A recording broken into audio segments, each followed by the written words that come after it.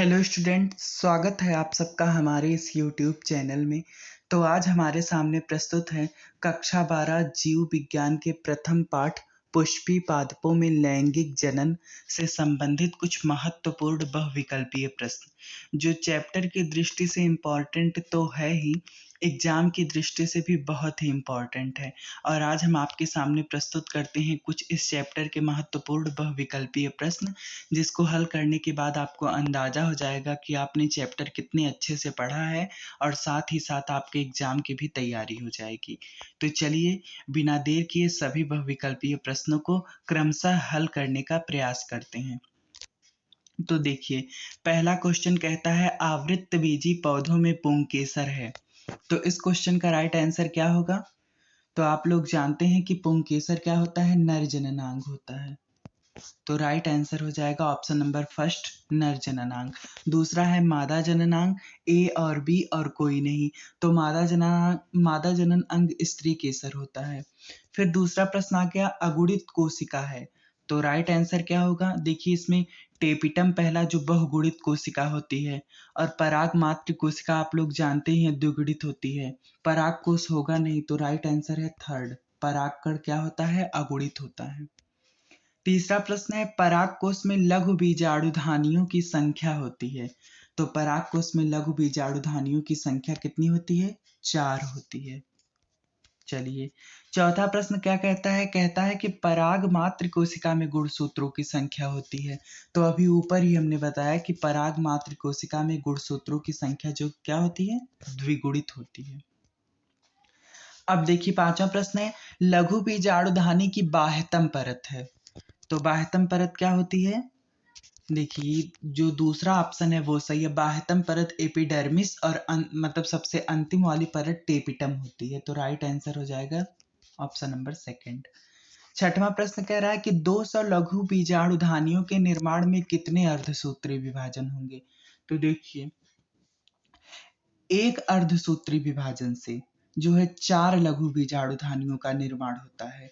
तो कितने अर्धसूत्री विभाजन से 200 लघु बीजाणुधानियों का निर्माण होगा? तो 4 में 200 से भाग दीजिए तो क्या होगा? 4 पच्चे 20 और 0, तो राइट आंसर क्या हो जाएगा? 50। फिर सतवां है बीजांड का वह स्थान जहां पर बीजांड वृंत जुड़ता है। तो उसका क्या आंसर है? नाभिका। इसे इंग्लिश में हाइलम भी कहते हैं। और बीजांड का सबसे नीचे का स्थान जहां पर वह अपरा से संपर्क में आता है उसे बीजांडासन बोलते हैं, जो ऑप्शन नंबर 4 है। तो यहाँ पूछ रहा है कि बीजांड का वह स्थान जहां बीजांड वृंत जुड़ता है, तो राइट आंसर नाभिका है। और फिर आठवां प्रश्न निभाग पाया जाता है। तो निभाग कहाँ पाया जाता है? बीजांड में पाया जाता है। चलिए, नवां प्रश्न क्या कहता है? पॉलीगोनम प्रकार का भ्रूण कोश है। तो पॉलीगोनम प्रकार का भ्रूण कोश जो है होता है 7 कोशिकीय 8 केंद्रकीय। और फिर देखिए, 10वां प्रश्न कहता है साल्विया में परागण होता है। तो साल्विया में आप लोग जानते हैं कीट द्वारा परागण होता है। फिर 11वां प्रश्न है बहुभ्रूणता खोजी गई। तो बहुभ्रूणता किसके द्वारा खोजी गई है? पहले आप लोग बहुभ्रूणता की परिभाषा तो जानते ही होंगे कि बीजांड में एक से अधिक भ्रूण विकसित होने की प्रक्रिया को बहुभ्रूणता कहते हैं। और फिर अब इसमें पूछा गया कि बहुभ्रूणता खोजी गई, किसके द्वारा खोजी गई है? तो इस क्वेश्चन का राइट आंसर आप लोग मुझे कमेंट में बताएंगे। 12वां प्रश्न है भारतीय भ्रूण विज्ञान के पिता हैं। तो राइट आंसर है option number first, P Maheshwari. इनका पूरा नाम प्रोफेसर पंचानन माहेश्वरी है।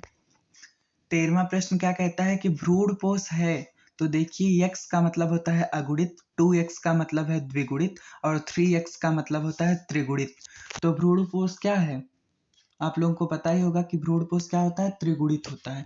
अच्छा, आप लोगों को ये पता है कि भ्रूणकोष त्रिगुणित क्यों होता है?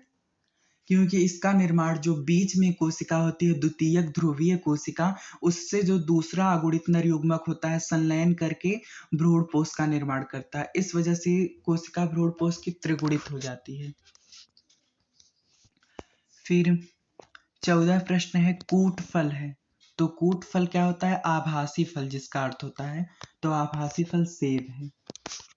क्योंकि इसमें पुष्पासन जो है खाने योग्य भाग बनाता है। आभासी फल उसे कहते हैं, प्राय देखिए अंडाशय फल में विकसित होता है, लेकिन जिन फल में अंडाशय फल में विकसित नहीं होता है, दूसरा कोई पुष्पकांग फल में विकसित हो जाता है, उसे आभासी फल कहते हैं।